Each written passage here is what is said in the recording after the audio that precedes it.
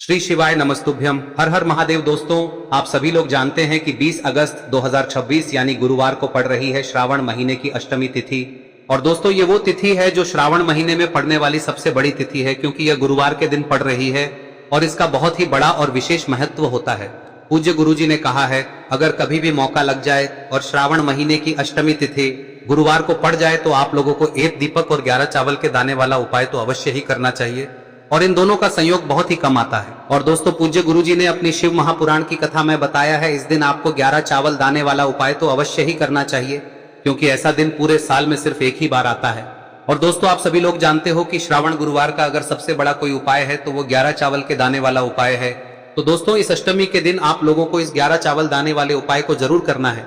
बहुत सारे लोग होंगे जिन लोगों ने इस उपाय को न किया हो, मतलब पूरा साल निकल गया और उन्होंने किसी भी दिन इस 11 चावल के दाने वाले उपाय को न किया हो। पर दोस्तों, आपके पास एक आखिरी मौका बचा हुआ है, जो कि 20 अगस्त के दिन है। तो इस दिन आप लोगों को इस वाले उपाय को जरूर कर लेना है। भले ही आपने पूरे साल भर इस उपाय को ना किया हो, पर अगर आपने इस श्रावण महीने में पड़ने वाली अष्टमी तिथि के दिन अगर इस वाले उपाय को कर लिया तो आपको इस उपाय को करने का वो फल मिलेगा जिसकी आपने कभी कल्पना भी नहीं करी होगी। इसीलिए आप लोग इस वाले उपाय को एक बार जरूर कर लेना, ताकि आप लोगों के हाथ से यह मौका ना जा सके और आपको इस उपाय को करने का फल मिल सके। दोस्तों, यह उपाय पंडित जी ने अपनी अभी की ही शिव महापुराण की कथा में बताया है, जिस उपाय को आज हम आपको बहुत अच्छे से समझाने वाले हैं।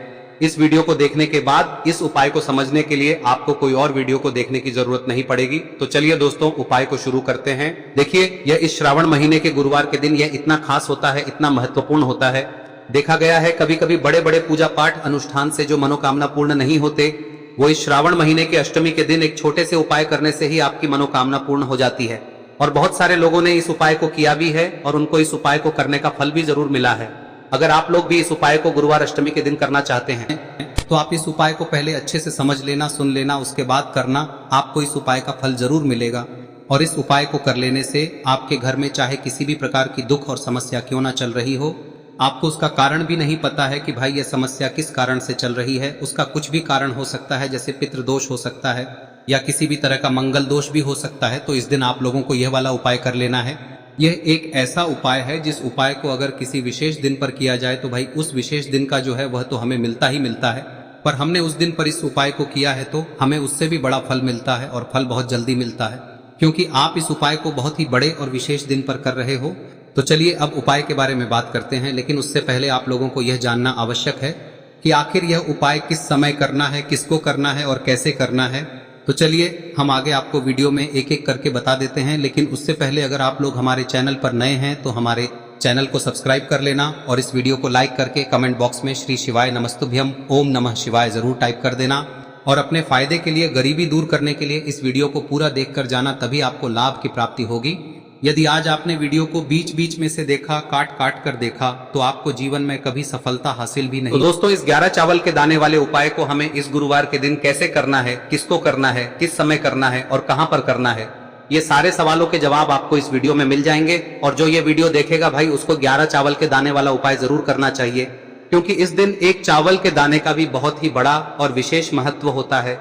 और जब बात आ जाए 11 चावल के दाने की, तो ये सोने पे सुहागा वाली बात हो जाती है, और ये एक बहुत ही बड़ा उपाय हो जाता है इस श्रावण अष्टमी तिथि का। तो अब दोस्तों, इस 11 चावल के दाने वाले उपाय को आखिर करना किसको है, सबसे पहले हम लोग वो बात जान लेते हैं। तो देखो, घर की जो बड़ी माताएं बहनें होती हैं, उन माताओं बहनों में से कोई भी एक बड़ी माता बहन इस वाले उपाय को कर सकती है। और दोस्तों, अगर आप चाहें तो अपने घर में से सभी सदस्यों को भी इसको करवा सकते हैं।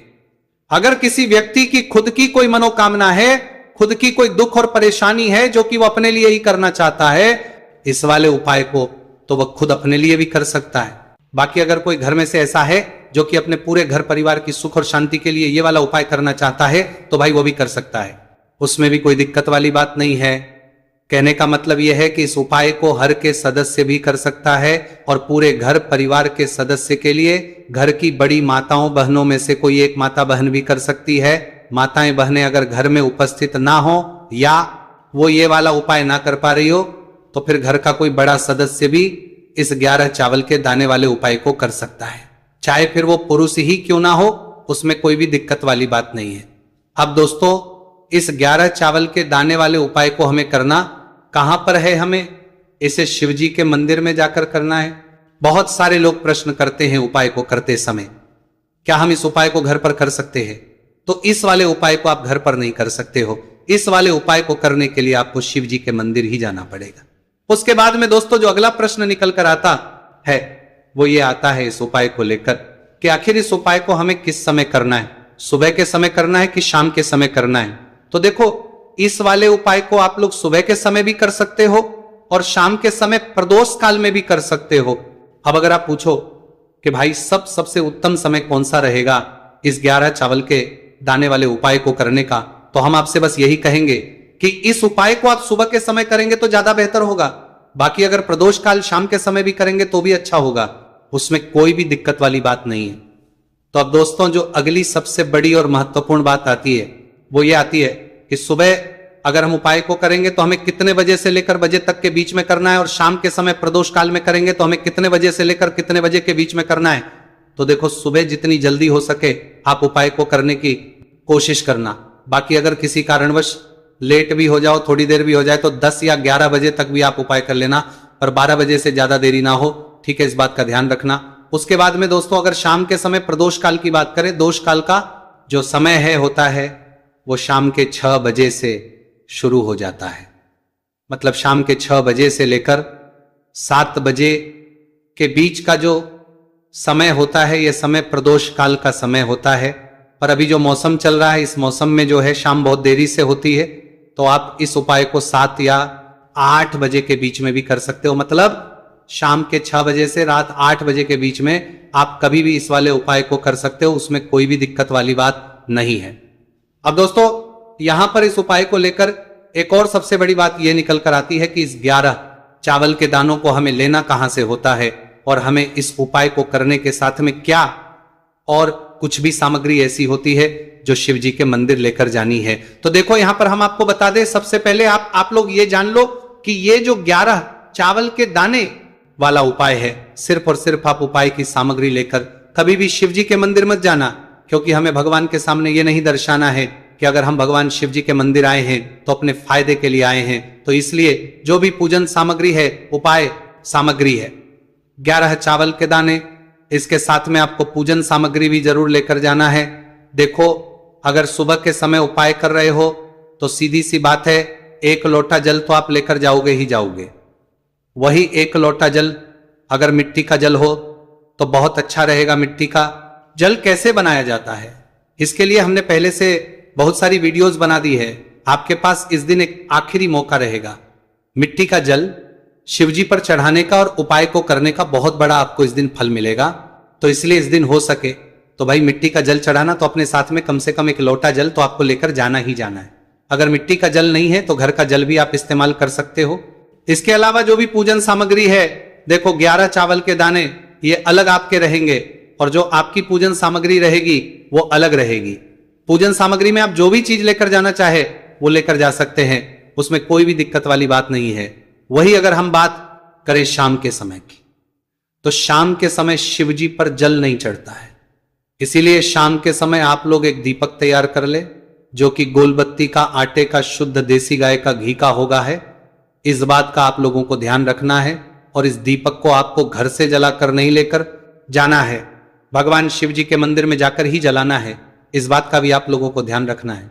अब दोस्तों यहां पर हमें इस बात को समझना है कि ये 11 चावल के दाने हमें लेना कहां से है, क्या हमें दुकान से लेकर आना है या हमें अपने घर से लेना है या कहां से लेकर आना है और कौन से चावल लेना है, क्योंकि चावल भी बहुत प्रकार के होते हैं। तो देखो इन सभी सवालों के जवाब आप लोग एक बात में सुन लो कि भाई ये जो है इस उपाय में आपको ये नहीं देखना है कि भाई कौन से चावल है कौन से चावल नहीं है, बस जो भी चावल ले रहे हो वो चावल का दाना सबूत होना चाहिए, मतलब साबुत होना चाहिए, टूटा हुआ नहीं होना चाहिए, कटा पीटा नहीं होना चाहिए, ये बात आपको ध्यान रखना है। बाकी आपका चावल बासमती हो या सादा चावल हो या कोई सा भी चावल हो, उसमें कोई भी दिक्कत वाली बात नहीं है। तो सीधी सी बात है कि आपके घर के रसोई घर में जहां पर आप भोजन बनाते हो वहां पर जो भी चावल आपके उपस्थित हो उन चावलों में से अपनी 1 कटोरी लेना या 1 मुट्ठी चावल अलग से निकाल कर रख लेना, क्योंकि हम 11 चावल ही यहां पर इस उपाय में लेने वाले हैं। तो हमें ये चावल के दाने गिनकर निकालने पर डटेंगे, इस बात का आप लोगों को ध्यान रखना है। तो अपने उस चावल की कटोरी में से या चावल में से 11 ऐसे चावल के दाने आप लोग निकाल लो जो कि टूटे हुए ना हो, कट्टे पीटे ना हो, जिनमें कोई दाग ना लगा हुआ हो, है ना। अच्छे साबुत चावल के दाने 11 दाने आप लोग निकाल कर रख लो और इन किसी भी एक कागज की पुड़िया में या किसी एक छोटी सी कटोरी में आप लोग रख लो, ताकि यह सुरक्षित रहे, आपके एक भी चावल का दाना इधर उधर ना हो और आपका उपाय भी पूरा अच्छे से हो जाए। तो भाई जैसे ही आपका उपाय की जो सामग्री है 11 चावल के दाने ये तैयार हो जाते हैं, उसके बाद में आपको जो भी अपनी पूजन सामग्री है सुबह के समय कर रहे हो तो एक लोटा जल या पूजन सामग्री जो लेकर जाना चाहो उसकी भी तैयारी कर लेना, और किस समय जा रहे हो तो भाई अपना जो दीपक है उसे तैयार कर लेना, ठीक है। और उपाय को करते समय शुद्धता का विशेष रूप से ध्यान रखना, ठीक है। सुबह सुबह स्नान करने के बाद ही उपाय को करने की आप लोग तैयारी करना। उसके बाद अगर शाम के समय की बात करें तो शाम के समय आपको स्नान करने की जरूरत नहीं है, पर शुद्धता का ध्यान रखना है। आपको स्नान तो नहीं करेंगे, आप हाथ मुंह धोकर भी इस वाले उपाय को शाम के समय प्रदोष काल में कर सकते हैं, इसमें कोई की बात नहीं है। तो आप अपने उपाय की पूरी सामग्री तैयार करके आपके पास ही में जो आपका शिव मंदिर हो वहां पर पहुंच जाइए। सबसे पहले शिव मंदिर में जाकर आप लोगों को उपाय नहीं करना है, पहले भगवान के दर्शन करना है, भगवान से आशीर्वाद प्राप्त करना है, फिर शिव जी की शिवलिंग के पास में आना है। शिवलिंग के पास में आने के बाद आप जो पूजन सामग्री लेकर आए हुए हैं, जैसे कि सुबह गए हुए होंगे तो एक लोटा जल और जो भी पूजन लेकर आए हैं आप उनसे भगवान शिव जी की पूजन कीजिए। सबसे पहले तो एक लोटा जल ही चढ़ेगा, उसके बाद में आपकी पूजन सामग्री चढ़ेगी। उसके बाद में अगर दोस्तों शाम के समय अगर आप इस उपाय को कर रहे हो तो अपने साथ में कम से कम एक जो दीपक है गोलबाती का जो आप अपने साथ में लेकर गए हो, उस दीपक को मंदिर में जाकर अपनी माचिस से जलाना है और उस दीपक को शिवलिंग के पास में रखना है, ठीक है। इस दीपकों के बाद ही आप लोगों को अपना ये वाला उपाय शुरू करना है, और दीपक को ज्यादा पास में मत रखना, वैसे भी गर्मी पड़ रही है, भगवान शिव जी को आंच नहीं लगनी चाहिए, है ना। तो भाई जैसे ही आपकी पूजा अर्चना हो जाती है आप भगवान शिव जी को प्रसन्न कर लेते हैं। उसके बाद में शिवलिंग के पास ही में आप कहीं पर बैठ जाइए, सामने या आसपास जिस जगह पर आपको बैठना हो वहां पर बैठ जाइए और अपने वो 11 चावल के दाने अपने सामने निकाल कर रख लीजिए, क्योंकि अब यहां पर करने की आपको तैयारी करना है। और इस तरीके से जब आप उपाय करेंगे पूजन सामग्री करने के बाद, पूजन अर्चना करने के बाद, तो आपको उपाय का फल बहुत जल्दी और बहुत बढ़ा होकर मिलेगा। तो अपने 11 चावल के दाने अपने सामने निकाल कर रख लेना, और ये जो उपाय है ये आपकी सीधे हाथ की हथेली से होगा, इसलिए इस बात का भी विशेष रूप से ध्यान रखना है। तो सीधे हाथ की हथेली का प्रयोग करके ही आप लोग अपना इस वाले उपाय को करना। अपने सामने जो भी आपकी कागज की पुड्डियां हैं उसको रख लो, या कटोरी है तो भाई उसे अपने सामने रख लो और अपने वो 11 चावल के दाने निकाल लो, ठीक है। उसके बाद में दोस्तों अब आपको क्या करना है कि शिवलिंग आपके सामने होगी, तो आपने वो 11 चावल के दाने एक एक करके आपको शिव जी के शिवलिंग के ऊपर चढ़ाना है। कहां पर चढ़ाना है? शिवलिंग के ऊपर चढ़ाना है, और कहीं पर भी नहीं चढ़ाना है, आपको अपने हथेली से शिवलिंग के ऊपर चढ़ना है। भले ही फिर वो अपने आप जलाधारी पर गिर जाए या मतलब वहीं पर गिर जाए, उसमें कोई दिक्कत वाली बात नहीं है, पर आप चढ़ाओ शिवलिंग के ऊपर ही। तो आपको क्या करना है, अपना पहला चावल उठाना है, श्री शिवाय नमस्तुभयम बोलना है और शिवलिंग पर चढ़ा देना है। इसी तरीके से दूसरा चावल का दाना उठा है, शिवलिंग पर चढ़ाना है और मंत्र बोल देना है, और फिर तीसरा चावल का दाना उठाना है, श्री शिवाय नमस्तुभयम बोलना है और चढ़ा देना है। इसी प्रकार से आपको पूरे 11 चावल के दाने एक एक करके शिवजी के शिवलिंग के ऊपर चढ़ाना है और भगवान से प्रार्थना करते जाना है। मतलब प्रार्थना तो आपको आखिरी में करना है, पर हर एक के दाने को चढ़ाते समय श्री शिवाय नमस्तु भयम जरूर बोलना है। उसके बाद ही में ये चावल का दाना शिवलिंग के ऊपर आपको चढ़ाना है। जैसे ही आपके 11 चावल के दाने शिवलिंग के ऊपर जाते हैं तो भाई उसके बाद में आपको क्या करना है, भगवान से अपनी मनोकामना बोलना है। मनोकामना भी कब बोलना है? जब आपका 11 चावल का दाना आपके सीधे हाथ की हथेली में हो और आप उसे चढ़ाने के लिए जा रहे हो, श्री शिवाय नमस्तु भयम बोलकर उस आखिरी चावल के उस शिवलिंग के ऊपर चढ़ा देना और भगवान से फिर अपनी वहां मनोकामना बोल देना। जिस मनोकामना के लिए आप लोग अपना ये वाला उपाय कर रहे हो, जिस भी दुख और परेशानी के लिए आप लोग अपना ये वाला उपाय कर रहे हो, उसके बाद में जैसे ही आप अपनी मनोकामना बोल देते हो आपका ये वाला उपाय पूरा हो जाता है। पर दोस्तों उपाय को करने के बाद आप लोगों को 2 मिनट भगवान शिव जी के मंत्र का जाप जरूर करना है। और मंत्र का जाप करने के बाद भगवान एक और बार प्रार्थना करना है अपनी मनोकामना के लिए या अपनी जो भी दुख और परेशानी है उसके लिए। इसके बाद में आप लोग भगवान को देखकर भगवान से प्रार्थना करके उनसे आशीर्वाद लेकर वहां से उठ सकते हैं और अपने घर पर जा सकते हैं। बस दोस्तों, यहां पर यह वाला उपाय पूरा हो जाता है। इस तरीके से जो भी व्यक्ति छोटी छोटी चीजों का ध्यान रखते हुए इस 11 चावल के दाने वाले उपाय को करेगा, निश्चित सी बात उसे उसकी मनोकामना जल्द ही पूर्ण होगी और जो भी दुख और परेशानी है वो भी बहुत ही जल्दी दूर होंगे।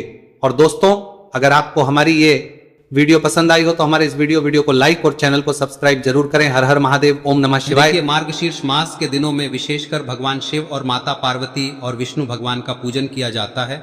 अब साथ ही साथ पूर्णिमा का दिन भी पड़ गया है, तो ऐसा समझ लीजिए आपके जीवन में धन भी आएगा, सुख भी आएगा, धन बढ़ेगा भी और साथ ही साथ आपके जीवन के सारे संकटों को भगवान शिव जी दूर कर देंगे। तो चलिए सबसे पहले बात कर लेते हैं सबसे पहले उपाय की, जो कि गुरुवार वाले दिन आपको विशेषकर करना है। और इस उपाय को करने से आपकी कोई भी ऐसी इच्छा, कोई भी विश जो अभी तक अधूरी है, पूरी नहीं हो रही है, तो आपकी बड़ी से बड़ी विश और मनोकामना भी पूरी हो जाती है जब आप गुरुवार पूर्णिमा वाले दिन इस पहले उपाय को कर लेते हैं। तो देखिए, आप सभी जानते हैं कि श्री हरि विष्णु जो है उन्हें तुलसी दल सबसे प्रिय है। बिना तुलसी माता के श्री हरि विष्णु अधूरे हैं और बिना तुलसी पत्तों के श्री हरि विष्णु का भोग अधूरा है। अब श्री हरि विष्णु को प्रसन्न करके आप अपनी किसी भी मनोकामना को पूरा कर सकते हैं, क्योंकि श्री हरि विष्णु प्रसन्न हो गए तो आपकी कोई भी विश और इच्छा मनोकामना अधूरी नहीं रहेंगी।